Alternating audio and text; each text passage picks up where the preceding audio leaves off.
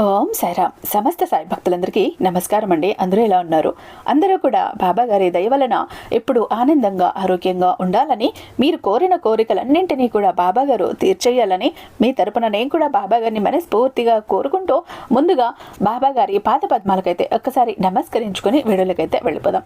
ఇక ఈరోజు బాబా గారు సాయి మాటగా నా నోట ఏం పలికించబోతున్నారు అంటే, బిడ్డ, కావాలని నీ మీద కుళ్ళుతో నీకు చెడు చెయ్యాలనే చెడు ఉద్దేశంతో నీ గుమ్మానికి కట్టు కట్టించారు తల్లి, కట్టు వేయించారు. ఆ కట్టు వేయించటం వలన ఏది కూడా నీ దాకా రాకూడదని, అనుకున్నవన్నీ ఆగిపోవాలని, నీ జీవితం ఎదగకూడదు అని, నువ్వు ఉన్న చోటు నుంచి కింది స్థాయికి పడిపోవాలి అని, నిన్ను అన్ని విధాలుగా కూడా కిందికి పడదొక్కాలి అనే చెడు ఉద్దేశంతో నీ గుమ్మానికి కట్టు కట్టించారు తల్లి. ఏది కూడా నీ గుమ్మంలోకి ప్రవేశించకూడదు అన్న ఉద్దేశంతో. జాగ్రత్త పడకపోతే కష్టాలు తప్పవు. నీ సాయి హెచ్చరిస్తున్నాడు కాబట్టి నీ సాయి సందేశాన్ని విని అసలు నీ జీవితంలో ఏం జరగబోతోందో నువ్వు తెలుసుకోవాల్సిందే, జాగ్రత్త పడి తీరాల్సిందే. లేకపోతే ఆ నీ గుమ్మానికి కట్టిన కట్టు ఏదైతే ఉందో దానివల్ల నీ జీవితంలోకి ఏది కూడా ప్రవేశించవు. నువ్వు అనుకున్నవన్నీ ఏవి కూడా ఆగవు. మొదలు పెట్టినవన్నీ అర్థాంతరంగా ఆగిపోతాయి. కాబట్టి జాగ్రత్త అంటూ బాబా గారు ఈరోజు ఒక నిగూఢార్థం దాగి ఉన్న సందేశంతో వచ్చారండి. ఎందుకు బాబా గారు ఇలా అంటున్నారు, ఎందుకు ఇలా హెచ్చరిస్తున్నారు, ఖచ్చితంగా తెలుసుకోవాల్సిందే.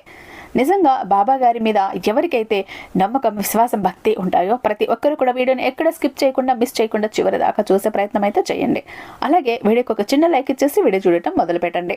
మన ఛానల్ని ఫస్ట్ టైం చూస్తున్నట్లయితే ఛానల్ని సబ్స్క్రైబ్ చేసుకొని మీ సపోర్ట్ నాకు అందివ్వండి. ఇక మనకు తెలిసిన గురూజీ అండి, మీరు ఎన్నో చోట్ల జ్యోతిషం చెప్పించుకొని విసిగి వేసారిపోయి ఉంటారు. ఆఖరిసారి అన్నట్టు ఇక్కడ ఒకసారి ప్రయత్నించి చూడండి. ఆఖరిసారి నేను ఎందుకు అంటున్నాను అంటే, అయినా ఒకసారి చెప్పారు అంటే ఇక 100% జరిగి తీరాల్సిందే. కాదు లేదు అన్న మాటే ఉండదు. ఎంతటి మొండి సమస్యనైనా కూడా చిటికలో పరిష్కరించడంలో ఈయన దిట్ట అని చెప్పాలి. నెంబర్ 1 వశీకరణ స్పెషలిస్ట్ కూడా అంటే వీరు శ్రీ షిరిడి సాయిబాబా ఆశీస్సులతో జ్యోతిష్యం చెప్తారండి గురూజీ సుబ్రహ్మణ్య రాజు గారు. వీరి మొబైల్ నెంబర్ 96698722. ఎలాంటి ప్రాబ్లం ఉన్నా కేవలం ఫోను ద్వారా, పూజల ద్వారానే పరిష్కారాలు అందిస్తారు. మీరు నేరుగా వెళ్లాల్సిన పని లేదు, పర్సనల్గా కలవాల్సిన పని అంతకంటే కూడా లేదు. మీరు ఉన్న చోటనే మూడవ కంటికి తెలియకుండా మీ మొండి సమస్యలను మీరు పరిష్కరించుకోవచ్చు. ఇంకొకటి ఏంటంటే, ఈ 9 రోజులు కూడా అమ్మవారి ఉపాసనలో ఉంటారండి. చాలా అద్భుతమైన శక్తి అన్నది ఈయన తన సొంతం చేసుకుంటూ ఉంటారు. ఇలాంటి సమయంలో కాల్ చేసిన వారికి ఇంకా బెస్ట్ రెమెడీస్ ఇస్తుంటారు. ఇంకా చాలా త్వరగా అన్నది ప్రతి ప్రాబ్లంని కూడా పరిష్కరించి ఇచ్చేస్తూ ఉంటారు. కాబట్టి మీకు ఇలాంటివి ఏమైనా ఉంటే ఒకసారి ఇక్కడ కాల్ ట్రై చేసి చూడండి. ప్రేమ, పెళ్లి, ఉద్యోగం, రాజకీయం, విదేశీ ప్రయాణం, ధనం నిలకడగా లేకపోవటం, భార్యాభర్తల మధ్య గొడవలు, ఆస్తి తగాదాలు, అప్పుల బాధలు, స్త్రీ పురుషులకు ఎటువంటి గుప్త సమస్యలు ఉన్నా నెంబర్ 1 వశీకరణ స్పెషలిస్ట్. అలాగే మీ ఇంటి మీద చెడు ప్రయోగం జరిగి ఉన్న నరదృష్టి, నరఘోష, సంతాన సమస్యలు, మానసిక సమస్యలు, గుప్త సమస్యలు, ప్రతి ఒక్క ప్రాబ్లంకి కూడా చక్కటి సొల్యూషన్స్ ఇస్తారండి. కాబట్టి మీ వివరాలను చాలా సేఫ్ అండ్ సెక్యూర్గా ఉంచుతారు. ఎక్కడున్న మీకే కాదు, దేశ విదేశాల్లో ఉన్న వారికి సైతం అందుబాటులో ఉంటారండి. కాబట్టి నమ్మకంతో ఒక్కసారి ఇక్కడ కాల్ ట్రై చేసి చూడండి. ఆ తర్వాత మీ హ్యాపీనెస్ మీరే నాతో షేర్ చేసుకుంటారు. ఇక బాబా గారి సందేశం విషయానికి వస్తే, బిడ్డ, ఇప్పుడు నువ్వు జాగ్రత్తగా ఉండాల్సిన సమయం, జాగ్రత్త పడాల్సిన సమయం, ఒళ్ళంతా కళ్ళు చేసుకుని ఉండాల్సిన సమయం. ఎందుకంటే నీ మీద నీకు బాగా తెలిసిన వారు, నీతో చనువుగా ఉన్నవారు, నీకు అయిన వారే నీ మీద చెడు ఉద్దేశంతో నీ గుమ్మానికి కట్టుకట్టారు. ఆ గుమ్మానికి కట్టడం వల్ల ఏమవుతుంది బాబా అన్న అనుమానం నీ మనసులో ఉంది కదా తల్లి. దానివల్ల ఏమవుతుందో తెలుసా? నువ్వు చేస్తున్న ప్రతి పని కూడా ఆగిపోతుంది. ఎందులోనో కూడా ముందుకు వెళ్ళలేవు. ఆరంభాలన్నీ ఆగిపోతాయి. కొత్త ప్రారంభాలు ఏది మొదలు పెట్టలేవు. ఏది చెయ్యాలనుకున్నా ముందుకు ఒక్క అడుగు కూడా వెయ్యలేవు. చేస్తున్న పనిలో ఆటంకాలు ఎదురవుతాయి. ఇంట్లో మనశ్శాంతి లేకుండా పోతుంది. ఆర్థిక పరంగా దెబ్బతింటావు. ఇన్నాళ్ళు నీకున్న పేరు, ప్రతిష్టలు అన్నీ కూడా ఒక్కసారి కుప్పకూలిపోతాయి. ఒక్కసారి నీ ఉనికిని నువ్వు కోల్పోతావు. నీ ఎదుగుదలని ఆపాలి అని ఈ ప్రయత్నం చేస్తున్నారు. దీనికంతా కారణం ఎందుకు బాబా? నేనేం చేశాను? నా మీద ఇంత కక్ష ఎందుకు, కుట్ర ఎందుకు అంటే, నువ్వు జీవితంలో ఎదిగిపోతున్నావు, నువ్వు చేయాల్సిన పనులన్నీ చేసుకుంటున్నావు, ఆనందంగా ఉన్నావు, వెళ్ళాల్సిన చోటికి వెళ్తున్నావు, కొనాలన్నవన్నీ కొంటున్నావు, సంపాదించాలి అనుకున్నవన్నీ సంపాదిస్తున్నావు, జీవితంలో ఎంత ముందుకు వెళ్ళాలో వెళుతూ ఉన్నావు, ఎవరిని పట్టించుకోవట్లేదు, ఎవరిని నొప్పించటం లేదు, అందరూ కూడా నీ మీద ఒక గౌరవ మర్యాదలతో ఉన్నారు, అందరూ నీ గురించి గొప్పగా చెప్పుకుంటున్నారు. ఈ వ్యక్తి ఇంత అద్భుతంగా ఎదిగిపోతున్నాడు, ఇతను మంచి వ్యక్తి, అతను చెప్పింది చెప్పినట్టు చేస్తాడు, ఎవరిని మోసం చెయ్యడు అని నలుగురిలో నీకు పేరు ఉంది, నలుగురు నీ గురించి వెనక మాట్లాడుకుంటున్నారు మంచిగా.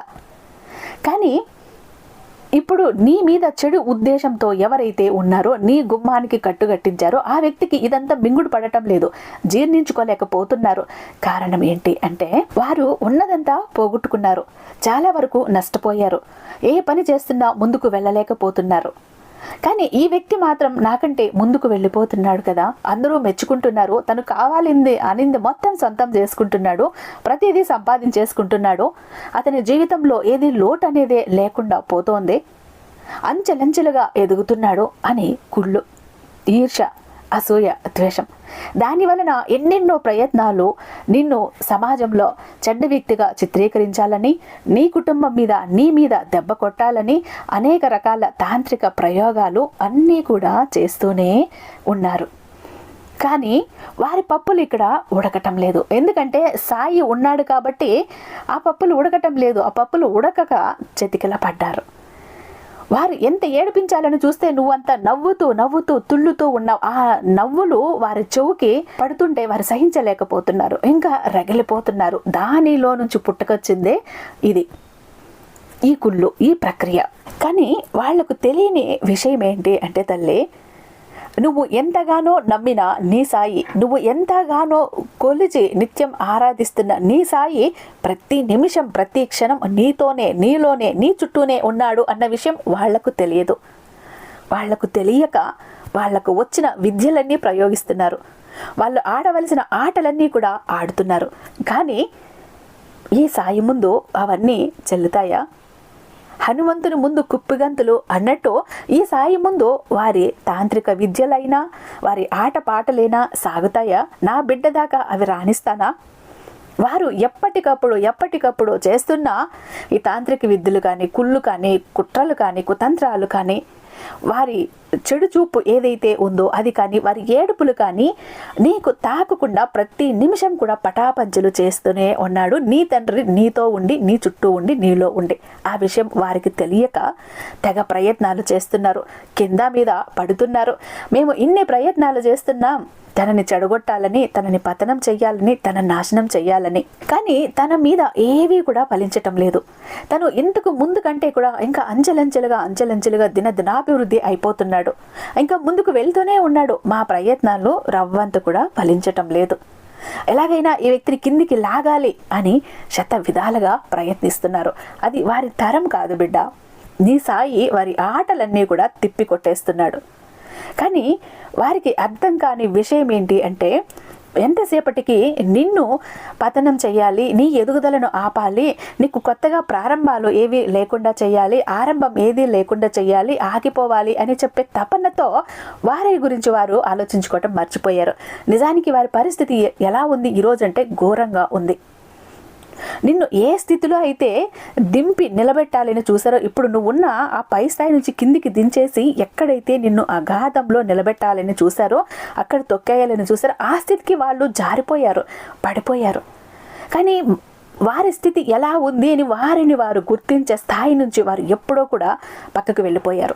ఎంతసేపటికి నీ మీద ఏడుపు, తను బాగుపడిపోతున్నాడు, తను అది కొంటున్నాడు, ఇది చేస్తున్నాడు, ఏది మొదలుపెట్టినా ముందుకు వెళ్ళిపోతున్నాడు, కుటుంబంతో సంతోషంగా ఉన్నాడు, మంచి పేరు తెచ్చుకుంటున్నాడు, ఎలాగైనా పతనం చేయాలి, మనసులో ఇదే తిరుగుతుంది. వాళ్ళ గురించి వాళ్లకు ధ్యాసే లేకుండా పోయింది. వారు పతనం అయిపోతున్నాం, దిగజారిపోయాం, కష్టాల్లో కూరుకుపోయాం అన్న విషయాన్ని కూడా మర్చిపోయారు. కానీ వారు ఒక్కరోజు పశ్చాత్తాపడతారు బిడ్డ, ఆ రోజు దగ్గరలో ఉంది. మరి ఇంత శిక్ష వాళ్ళకి ఎందుకు అంటే, ఎప్పుడైనా ఒక వ్యక్తి చెడును కోరితే దాని పర్యవసానం ఎలా ఉంటుంది అనేది నేర్చుకోవాలి, తెలుసుకోవాలి. ఇంకా మళ్ళీ కూడా భవిష్యత్తులో అలాంటి ఆలోచన రాకూడదు, వారి మనసులో అలాంటి తలంపే వాళ్ళలోకి రాకూడదు. అవన్నీ చెడు ఆలోచనలన్నీ వాళ్ళల్లో నశించిపోవాలి, చచ్చిపోవాలి అంటే ఈ మాత్రం శిక్ష వాళ్ళకు తప్పక పడాలి బిడ్డ.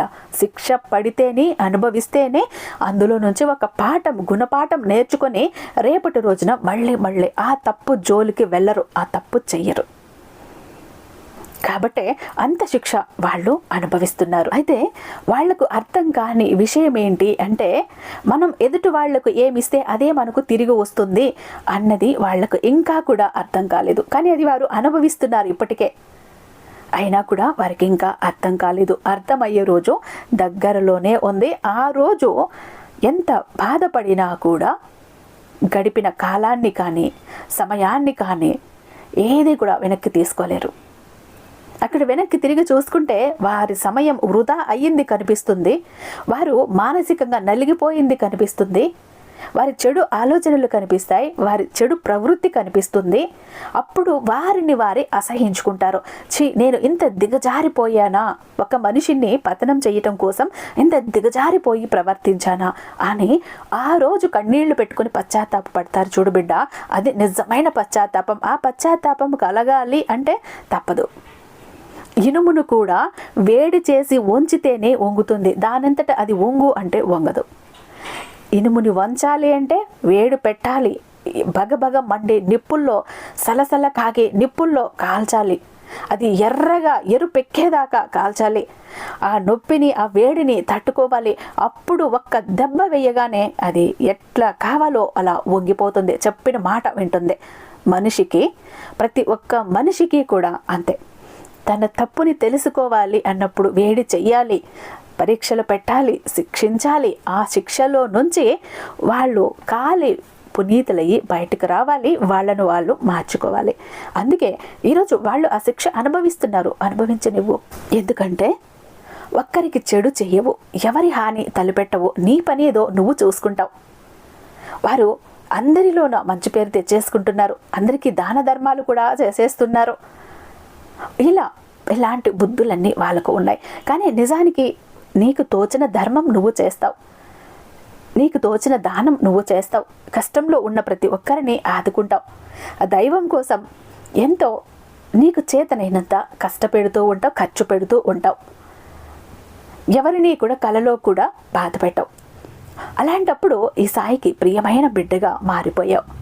కష్టాన్ని నమ్ముకుంటావు, నీ తెలివితేటలను నమ్ముకుంటావు, ఇతరుల మీద ఆధారపడవు, ఇతరుల చెడు కోరవు, వారిని నాశనం చేయాలని కలలో కూడా ఊహించవు. నీతో పాటు కుదిరితే నలుగురిని ఎగదీసుకొద్దాం, పైకి లైఫ్లోకి తీసుకొద్దాం అన్న ఆలోచన నీది. నీతో పాటు వారిని కూడా ముందుకి నడిపిద్దాం అన్న ఆలోచన నీది. అలాంటప్పుడు ఈ సాయికి ప్రియమైన బిడ్డ కాకుండా ఎలా ఉండగలవు చెప్పు తల్లి. అయితే ఇప్పుడు ఈ జరుగుతున్న రోజులు, రాబోయే రోజుల్లో కూడా ఇంకా కొన్ని చేస్తూనే ఉంటారు వాళ్ళు. ఏంటి, నిన్ను నిష్కారణంగా కొన్ని గొడవల్లోకి లాగటం, కొన్ని సంఘటనల్లోకి లాగటానికి ప్రయత్నించటం, వెనక ఏదేదో చేసేసి నీ దగ్గర నీ సలహా కోసమో, నీ అభిప్రాయం కోసమో వాళ్ళను పంపినట్టు పంపి నిన్ను మధ్యలోకి లాగటం. అలా పొరపాటును కూడా నీ అభిప్రాయాన్ని చెప్పటానికి వెళ్ళకు, సలహా ఇవ్వటానికి వెళ్ళకు. ఎవరో ఏదో గొడవలు పడుతున్నారు, లేదా ఏదో చేసుకున్నారు, నీ అభిప్రాయం కోరి ఒక్కొక్కసారి వస్తారు, నిన్ను చిక్కుల్లో పడేసే ప్రయత్నం కూడా జరుగుతుంది. అలాగే మధ్యవర్తిత్వం చెయ్యటానికి కూడా నిన్ను రెచ్చగొడతారు, అలాగైనా నీకు చెడ్డ పేరు తెచ్చిపెట్టాలని. అలాంటి వాటి జోలికి అస్సలు వెళ్ళకు. ఇప్పుడు గనుక నువ్వు ఈ రాబోయే రోజుల్లో ఈ జాగ్రత్తలు తప్పక తీసుకోవాలి. నీకు ఆరంభం అన్నది లేకుండా చేయాలని చూస్తున్నారు. అంటే కొత్తగా ఇల్లు కట్టాలనుకుంటున్నావు, కొత్తగా వ్యాపారం మొదలు పెట్టాలనుకుంటున్నావు, కొత్తగా భూమి కొనాలి అనుకుంటున్నావు, కొత్తగా ఒక కారు కొనాలి అనుకుంటున్నావు, ఇలా ఏదో ఒక పని మొదలు పెట్టావు. ఆ పనిలో కూడా ఆరంభం అన్నది ఉండకూడదు, ఎక్కడిదక్కడ ఆగిపోవాలి, నిన్ను వెనక్కి లాగేయాలి, ముందుకు సాగకూడదు అని వాళ్ళు చేస్తున్న ప్రయత్నాలు అన్నీ ఇన్ని లేవు. వారి ఏడుపులు, వారి కన్ను దృష్టి, వారి చెరు దృష్టి అంతా కూడా నీ గుమ్మం మీద పడేలాగా చేస్తున్నారు, నీ గుమ్మానికి కట్టుగట్టేలాగా చేస్తున్నారు. ఒక్కసారి నీ గుమ్మం మీద, నీ ఇంటి మీద ఇలాంటి నర దృష్టి, కన్ను దృష్టి, చెడు దృష్టి సోకింది అంటే, జనాల ఏడుపులు పడ్డాయి అంటే కష్టాలు పడతావు. ఎందుకంటే నరుడి దృష్టికి నాపరాయి అయినా పగులుతుంది అనే సామెత విన్నావు కదా బిడ్డ. అవి గనక పడ్డాయి అంటే ఇక ఇప్పటిలా నువ్వు ఉండలేవు. కాబట్టి జాగ్రత్త. నువ్వు ఎంత సంపాదిస్తున్నావు, ఎలా ఉంటున్నావు, ఎలా తింటున్నావు, ఎలా తిరుగుతున్నావు అన్నది ఎవ్వరితోనూ చెప్పకు. నీ సొంత విషయాలు చెప్పకు, సంపాదన చెప్పకు, నీ జీవితంలో ఏం జరుగుతోందో చెప్పకు, ఏం మొదలు పెట్టబోతున్నావో చెప్పకు, ఏ పని చేస్తున్నావో చెప్పకు, ఎక్కడ ఎన్ని లాభాలు వస్తున్నాయో ఎవ్వరితో పంచుకోకు. ఎందుకంటే జనాల కన్ను దృష్టి ఏడుపులు పడింది అంటే ఇక అంతటితో నువ్వు ఆగిపోవాల్సి వస్తుంది. ఆ తప్పు ఎప్పుడు కూడా నువ్వు చెయ్యకు. కానీ నీ సాయి ప్రతి నిమిషం నీతో ఉంటాడు. ఎంత ఉన్నా కూడా నీ జాగ్రత్త కూడా నీకు ఉండాలి. కొన్ని తప్పులు పొరపాట్లు నువ్వు కూడా చెయ్యకూడదు. నువ్వు కూడా కొన్ని తెలుసుకోవాలి. అందుకే ఇంతలా మరీ చెప్తున్నాను, జాగ్రత్త అంటూ బాబా గారు అయితే ఈరోజు ఒక అద్భుతమైన సందేశంతో మన ముందుకు వచ్చారండి. ఐ హోప్ ఈ వీడియో మీకు నచ్చే ఉందని భావిస్తున్నాను. రేపు మరొక అద్భుతమైన బాబా గారి సందేశంతో మీ ముందుంటాను. అంతటిదాకా సర్వేజన సుఖినో భవంతు. ఓం సాయిరామ్.